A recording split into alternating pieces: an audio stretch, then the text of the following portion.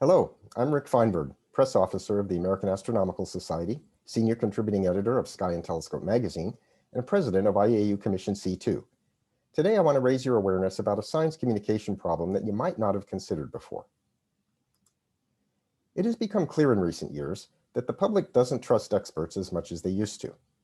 This distrust has been made worse by the rise of authoritarian leaders and extremist groups, even in the United States, as well as by the spread of misinformation, disinformation, and outright lies on social media, cable television, and other communication platforms. When I was growing up, TV news anchor Walter Cronkite was called the most trusted man in America. Nowadays, journalists rank near the bottom in polls asking who people trust. The COVID-19 pandemic has made the problem still worse, with trust in government, doctors, public health officials, and scientists reaching new lows in many countries. Reasons for this widespread distrust of experts are many. Biology, psychology, religion, politics, education, and economics all play a role. In my opinion, scientists and science communicators bear some responsibility too. Thankfully, it is within our control to do better. At issue is some of the language we use when communicating with the public. As British diplomat Reginald Fleming Johnson wrote in Twilight in the Forbidden City, words are important. If you cannot say what you mean, you will never mean what you say. And as British playwright George Bernard Shaw once famously quipped, England and America are two countries divided by a common language. The same could be said of scientists and non-scientists. We often use the same words, but not always with the same meanings. A prime example is the word theory, whose definition is central to the debate over how or even whether Charles Darwin's theory of evolution by natural selection is taught in public schools in the United States and in some other countries. Most people consider the word theory to be synonymous with words like idea, hunch, or guess. If evolution is just a theory, it can be easily dismissed. For example, if you don't happen to like its implication that humans evolved from apes over millions of years rather than were created in God's image in their current form about 6,000 years ago. Similarly, epidemiologists and other scientists have a theory describing how certain viruses, such as the one that causes COVID-19, can be transmitted from wild animals to humans. Conspiracy theorists have a different one, saying that the coronavirus escaped from a Chinese lab. Two competing theories, who's to say which one is right? Well, most people aren't scientists. To scientists, a theory is a logical, coherent set of facts and principles that naturally explains multiple observed phenomena and makes predictions that can be tested and thereby confirmed or refuted. Oops, I just used another word that scientists and non-scientists often interpret differently: facts. Now we have alternative facts, which aren't facts at all, but lies. Today, many people accept as a fact any assertion made by someone they trust or want to trust. But to a scientist, a fact is something that's been confirmed through so many independent observations that it's firmly established as true. Put another way, science holds facts to a higher standard of truth than mere assertions or statements.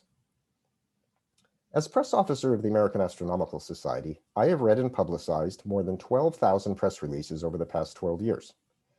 And these have led to many more tens of thousands of media reports, many of which I've also read. More often than I like, I see a press release or news article that demonstrates the different ways that scientists and science communicators on the one hand, and the media and the public on the other hand, use the same words. For example, some years ago, NASA issued a press release claiming that observations of a galaxy cluster by the Chandra X-ray Observatory and the Hubble Space Telescope constituted direct proof of the existence of dark matter. Is there even such a thing as indirect proof? Not long after that, the New York Times ran a story about changes in two Martian craters under the headline, "Strongest Proof Yet of Water Flow on Mars." Is there even such a thing as weak proof?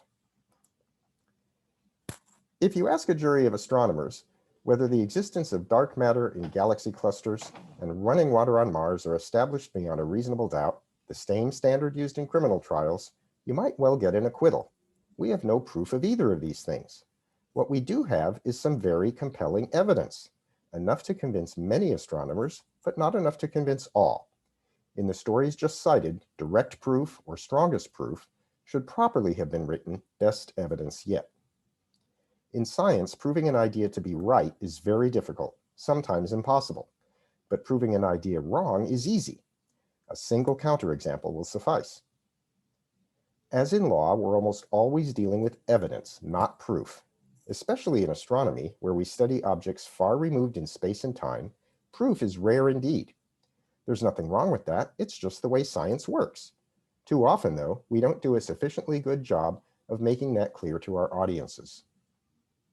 I think the best way to bring everyone's understanding of concepts like fact, theory, evidence, and proof into concordance is to teach young people to think more scientifically.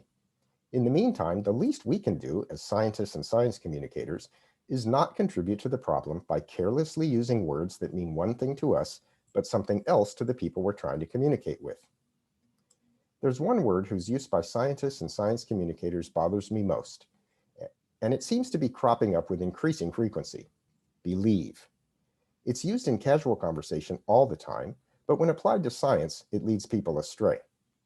For example, a recent press release from the Jet Propulsion Lab carried the headline, "Astronomers believe they have spotted the first known light flare from a pair of colliding black holes."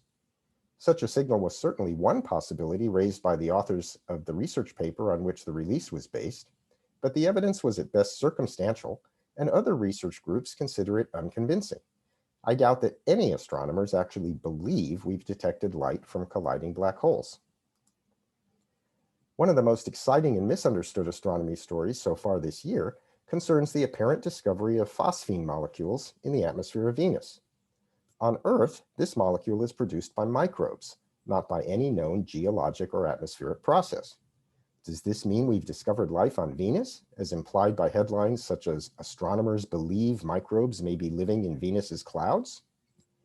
Not at all. The authors cited in the press release suggested it, somewhat tentatively, because they ruled out all other possibilities. Soon thereafter, though, other astronomers concluded that the signal originally interpreted as coming from phosphine more likely comes from sulfur dioxide, a constituent of the planet's atmosphere known to be produced by inorganic processes. In virtually every case I've seen where the word believe is used in a press release or media report on a scientific finding, the word that should have been used is think, or maybe surmise or suspect. Some people believe in God, others don't. Some people believe it's wrong to eat meat, others don't. If scientists believe certain things, why shouldn't others feel free to believe the opposite? The answer is that scientists don't believe in scientific findings, they accept them based on the available evidence.